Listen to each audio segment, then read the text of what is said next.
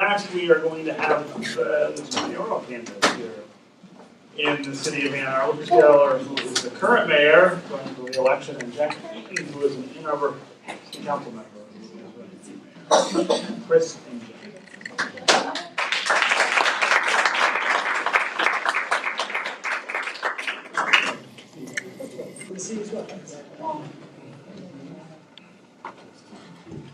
How are you? Okay, so we don't want this to be so much of a debate between the two of them because we are here to talk specifically about housing and housing insecurity. But the reason we've invited them here is because they have such different approaches to this issue. They really have genuine substantive differences in the way that they see it and in the way that they are thinking about solutions. So I figure we'll start with both of them just talking about what they see as the housing insecurity sort of issues here in Ann Arbor and what their solution to those issues might be. So, all right, great. Well, hi everyone. I'm Christopher Taylor. I'm the mayor of Ann Arbor, and it's a pleasure to be here to have this conversation today. Affordable housing in Ann Arbor is one of, I think, our biggest challenges, and it's our biggest challenge because the obstacles to creating affordable housing are, in so many respects, larger than our ability in our small city to overcome them. We can fight them, but we need help elsewhere. It is also one of our greatest challenges because the absence of affordable housing, the loss of affordable housing, the inability for us to have expanded affordable housing, and the hope that we do expand affordable housing, it changes who we are. We in Ann Arbor, we value diversity, we value inclusion, we value pluralism, and the lack of affordable housing goes right up against that. In 2015, we worked hard with the county to put together an affordable housing needs assessment, analyzing where we are as a community back then and where we will be if we don't do something about it. And the affordable housing needs assessment identified very clearly and plainly that we need 2,800 units of new permanent affordable housing in the city by 2035. 2,800 units, that's about 140 a year.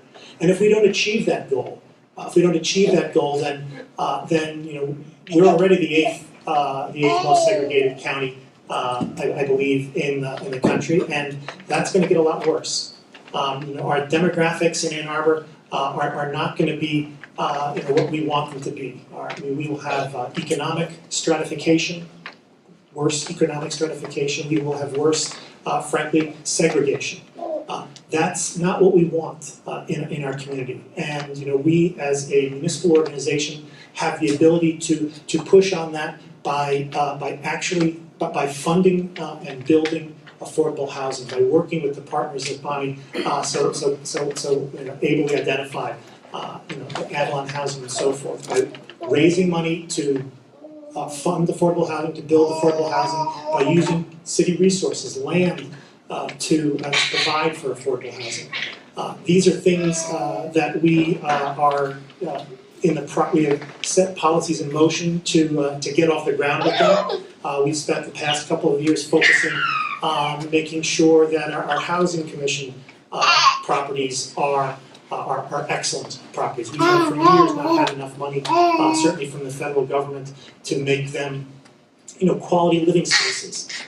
We've been able, through the RAD program, to invest tens of millions of dollars in our housing commission properties, our low income, our city's affordable housing properties, to make them quality locations. The WDET has invested, millions of dollars in Baker Commons and Miller Manor.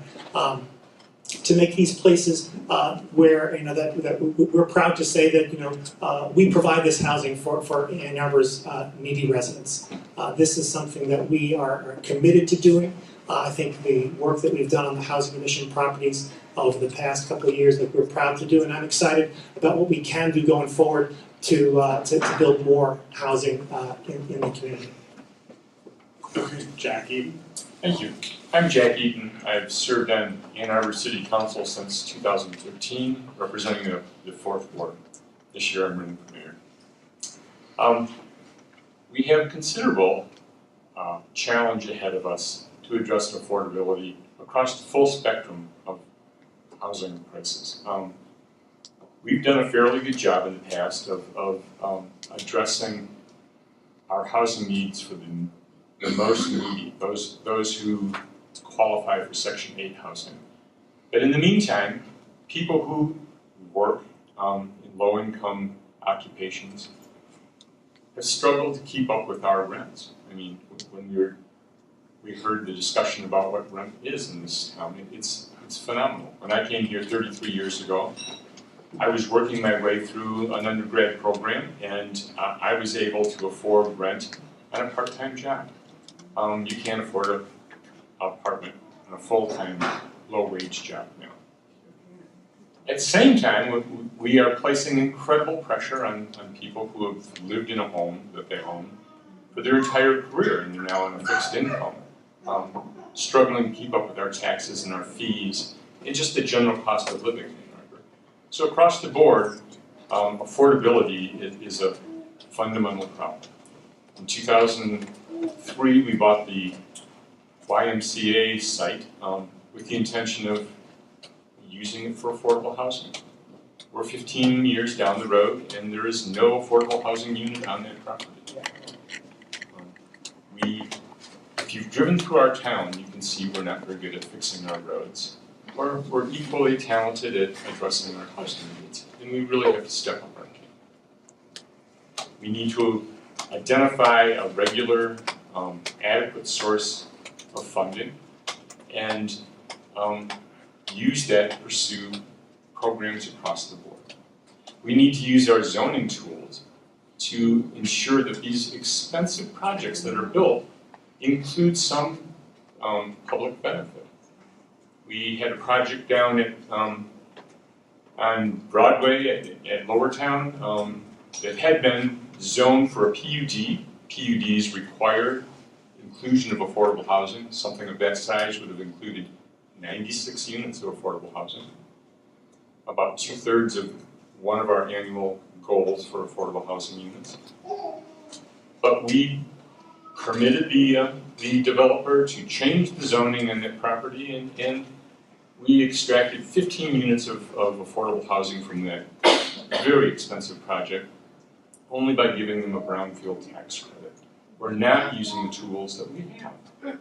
That's a site that's within walking distance of the largest employer in town.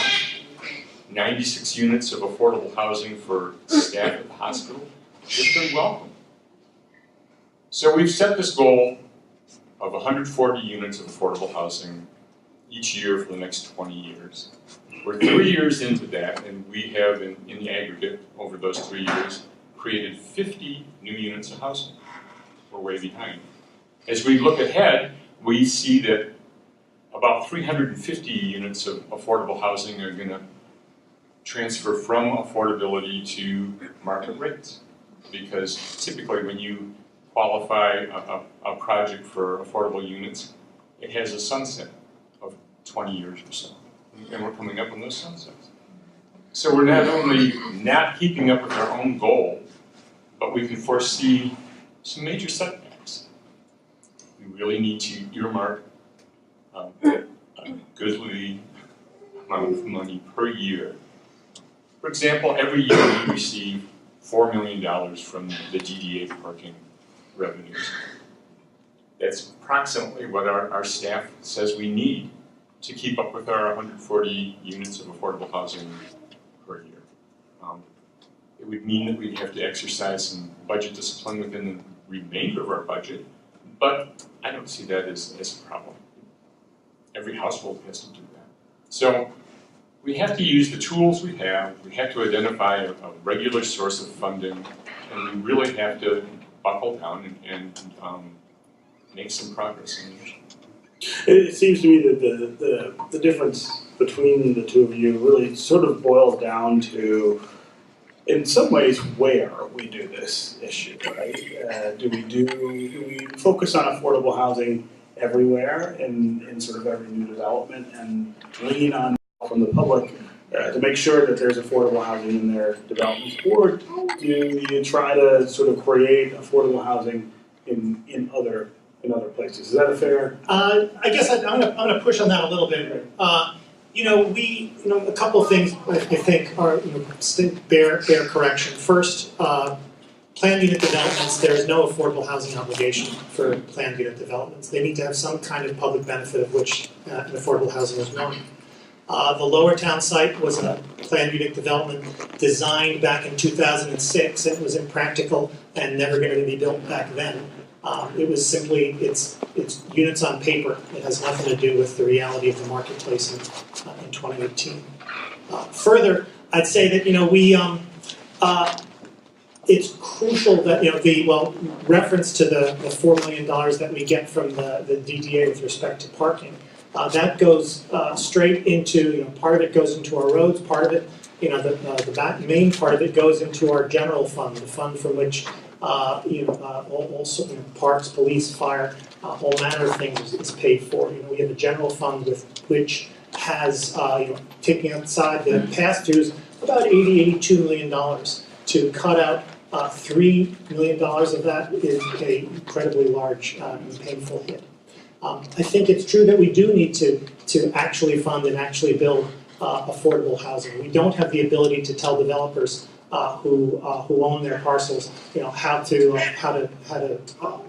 at what market rate they should hit. We don't have the ability to require affordability and affordable housing in the open market.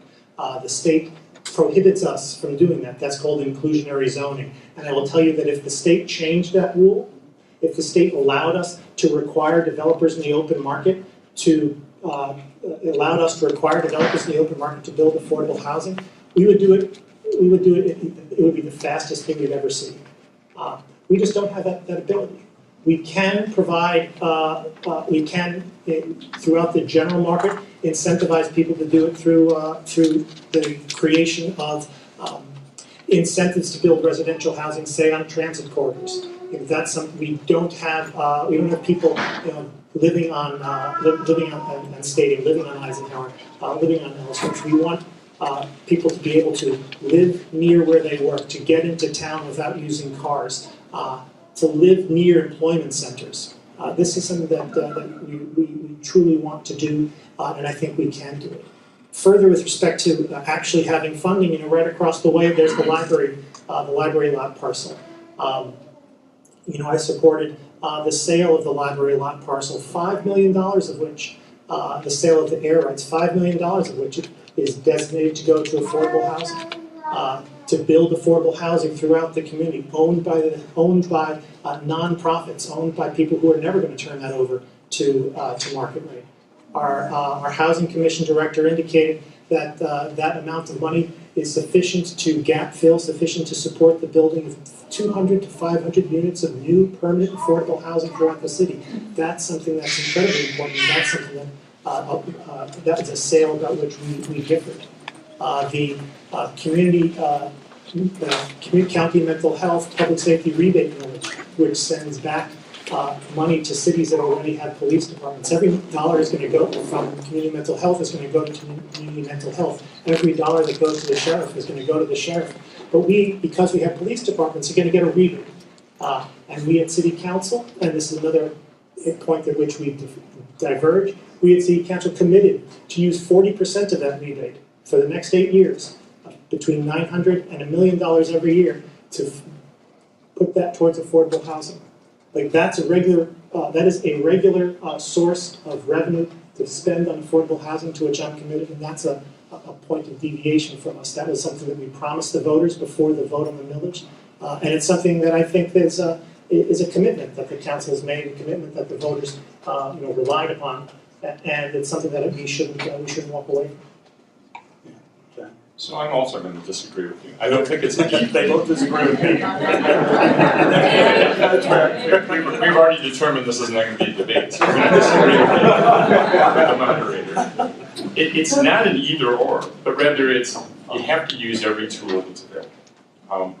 Every possibility. So our downtown zoning allows us to require public benefits for buildings over a particular size. And we need to make sure that we ask for affordable housing as that public benefit.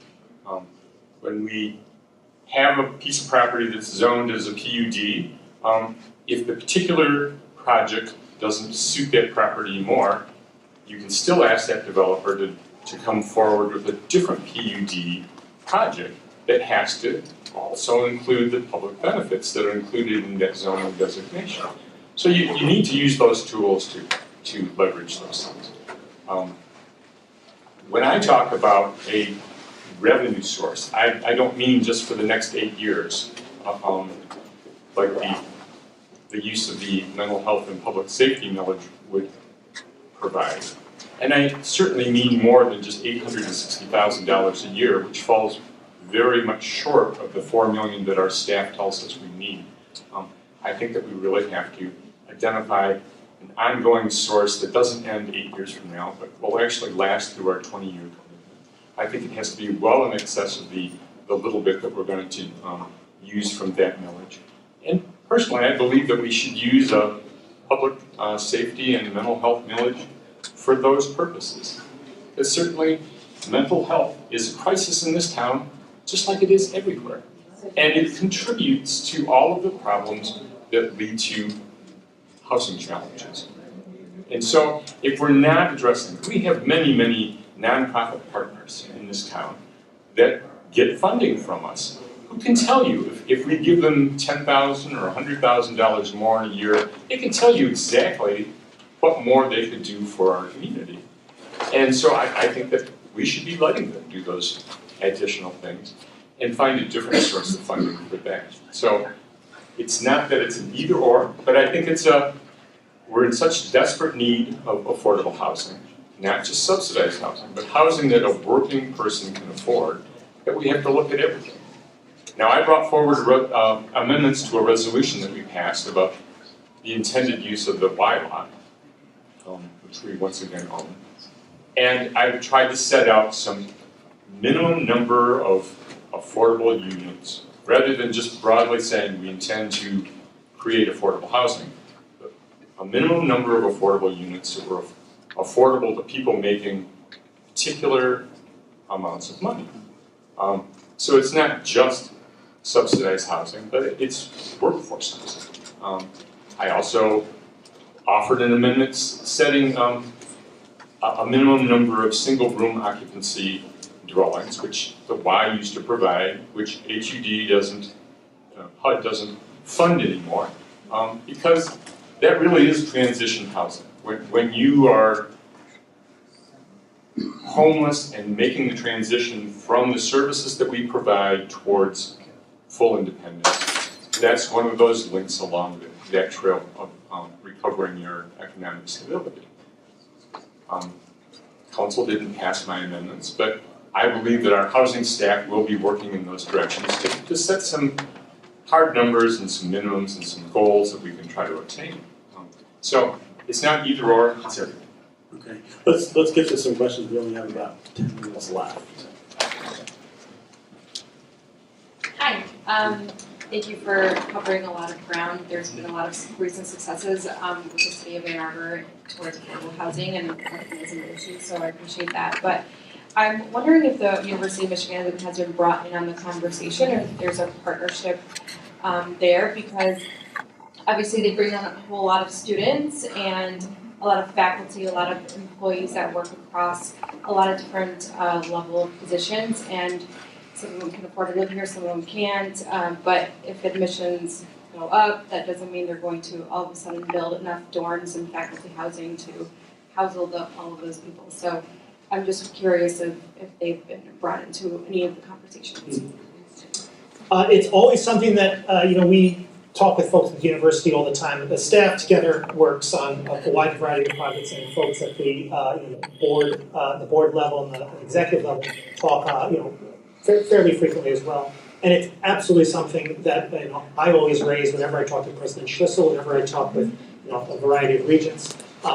It's critical. And it's not something where we get a lot of traction, frankly. The university has added about 6,000 students over the past couple of years, and they have not added a lick of housing. And that's created real problems for us over the short end, because buildings are buildings, it's going to be the long term. The nature of the housing that we have in the downtown, a larger amount of student housing, I think, than we all probably in the end would want.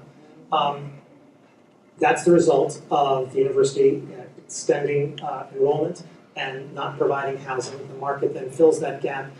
Prices go up because the students that they're allowing in are generally from out of state, and as a consequence are more well-heeled than others, and that creates our market condition. I think that it's something we need to continue to press the university on. They need to build more student housing. Frankly, I wish they'd build employee housing. I think that would be the right, honorable, and forward-looking thing to do. They have land. They do not pay taxes, and I think it's something that I wish they do. I understand some of their more technical reasons why they decline to do it, but I think where there's a will, there's a way. Particularly when you have the land and you have a fair amount of money.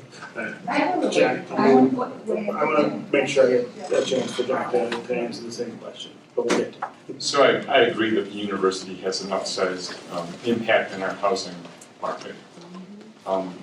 Just recently, they exceeded 50% of their students are from out of state.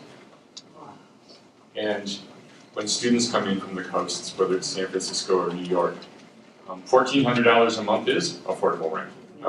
It's not to us. And when we allow the high rises that are, for the most part, student housing, to be built, that drives up the value of every other piece of similar property, because that's the economic opportunity that exists. If you built a $43 million high-rise, the property next door is suddenly its best use is a $43 million high-rise, and so allowing that kind of permissive building increases the value of every piece of property in town. Building on transit corridors is not necessarily an answer. A project that's coming online right now is the what's called the George now. It was Packard Square out on Packard near King George Boulevard, where the Kroger used to be. That's going to rent for $1,400 a month for a bedroom. So that's not going to do anything for our affordability in town. And that's exactly what they're talking about when they talk about dense, transit-oriented development. It's right there on a bus line, it's convenient to downtown, and it's $1,400 per bedroom per month. So just allowing building doesn't get you to lower rent. You can look at Brooklyn.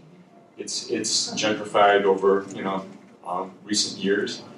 And it's finally got to the point where rents are coming down a little bit. But that's just from the peak. That's not with comparison to an affordable rent. It's just gotten to the point where there's so much expensive real estate there that it's come down a little bit. That you can't saturate a market with luxury apartments and expect it to become affordable. It just does not happen. I want to make sure we get to a couple other questions. This lady's been trying to ask questions since the last speaker was up here. Sorry. Thank you. Oh, we got lots of people. All right, thanks. I just have to get the homeless crisis on the table because it is glossed over or not even addressed in the discussion of housing crisis. I know that one of the candidates, forgive me, I know CT on a first name basis, so I have to get your name. Jack Eaton. Mr. Eaton, right, okay. I know you talked about SROs, which are tremendous advantage for people who are experiencing life without conventional housing as I am. And I'm seeing it from a much different perspective than I think anyone in this room, unless there are some people who are experiencing living without, conventional housing. The why, when they removed 100 beds, that took a toll on the homeless community, so that people were unable to have a place to go between homes. That took, the transitional component was virtually wiped out with, when the Y was taken down. In addition, there are no SROs in our town that I'm aware of. And again, that is another, takes a toll on the homeless community. So I would just like to know where the candidates stand there and whether or not you even recognize it as being a crisis. We want to make sure that we get these pretty tight answers here, so we can at least get to one more question. So an SRO is a single room occupancy. So you rent a room and the bathroom's at the end of the hall, sort of housing.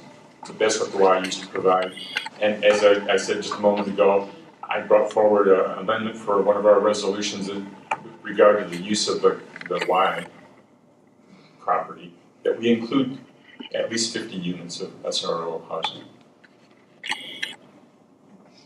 I guess a couple.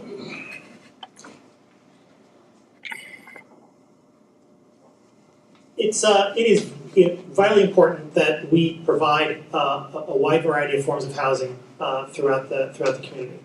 The amendment that Councilmember Eaton's identifying was actually to, this gets a little inside baseball. It was a resolution that Councilmember Akron and I put together to support the purchase of the Y lot, charging staff to bring to us a proposal of how we could use that parcel best for affordable housing. How we can make sure that the purchase of the Y lot, something which I've supported from the outset, and that's another point of deviation between us, that we could use that lot for affordable housing and make sure that it That's actually about the structure of state government. Yeah, just to be clear, the state government doesn't allow us to It prevents impose municipalities from imposing anything other than property taxes, and over a certain size, you have to be a certain size, right? I'll park in my neighborhood for free. That's what everybody else does. You have to. I want to take one more question from somebody who hasn't spoken yet. You have not yet. I haven't heard your voice yet. Yeah, I guess I have more of a question, comment, observation. And as I've watched development, I moved back here about 10 years ago after being out east for a while. We have a university here that doesn't pay taxes, but they do have some brain power. And to build on your comment earlier about partnering, I'm surprised to see a lot of the development coming out of Chicago that does the same thing. And I think that there are other models out there for housing that could incorporate SROs, affordable housing, housing that's going to increase the tax base. And so I would hope that, those resources could be tapped either through the university, looking at models throughout Europe where, gentrification has included many different forms of housing under the same roof, offering different kinds of finance options where you have co-op arrangements, renting, what have you. I just think that, the brain needs to open up a little bit to solve the problems here. I think I hear what you're saying. We have, as I said before, we have very limited power with respect to telling private property owners what they're going to do with their land, and so that includes, the people who live on 1/10 of an acre. It includes people who own, an acre downtown. But I think you're exactly right, and I think there's an example of a project coming through the pipeline that is incredibly exciting, that does meet a lot of the goals that you're referring to, and that's the Viridian. The Viridian is a project proposed through to the county, the old juvenile courts building next to County Farm Park on Platte Road. The Viridian is led by a local development team. It's proposed to be, I believe, will be a development that is incredibly forward-looking, that has purposeful mixed income residents, because we know that segregating people is not the way to move forward. That has incredible energy efficiency, incredible environmental resilience, incredible community building, incredible aesthetics. It's the sort of project that I'm committed to doing everything we can to help the county put forward. I would be incredibly excited.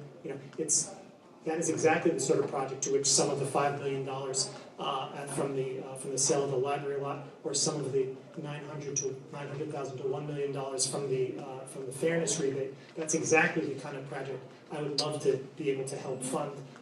We need to rezone that area. I would be committed to putting in, to voting for a zoning that would enable that location to thrive and prosper.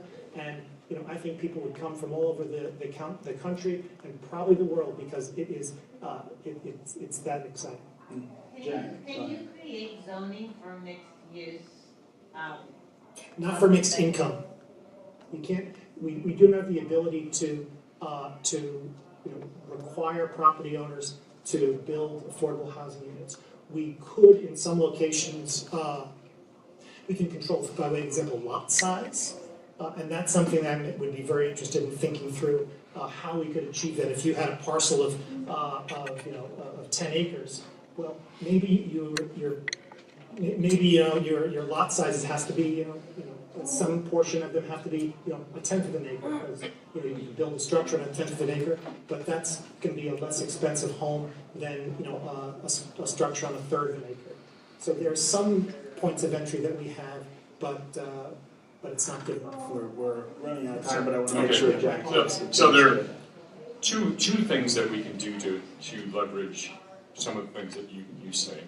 One is the example he uses, which is publicly owned property. You partner with a developer and you work through a plan that you mutually agree on that includes affordable housing and other attributes.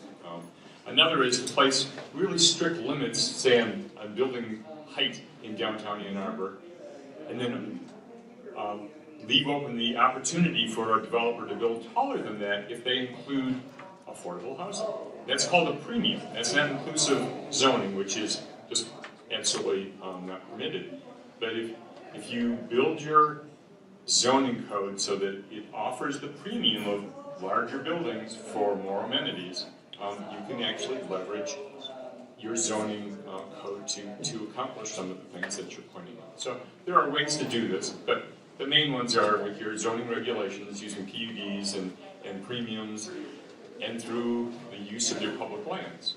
When we seek a developer for a property that we own, we should make sure that the end result includes affordability. None of that's been done for the library lot. The city has set a bad example. You say we can't restrict on private land. We gave away so many things. I guess I disagree with you on that, sir. We're getting $5 million a year, $5 million for affordable housing, and we're giving $5 million for affordable housing, and there are 43 units of.